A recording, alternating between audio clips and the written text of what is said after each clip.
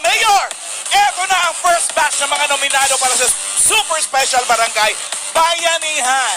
Unahin na natin ang barangay na maliit man ang daan, naging super maayos pa rin ang pila. Ito ang Barangay San Isidro, Parañaque City!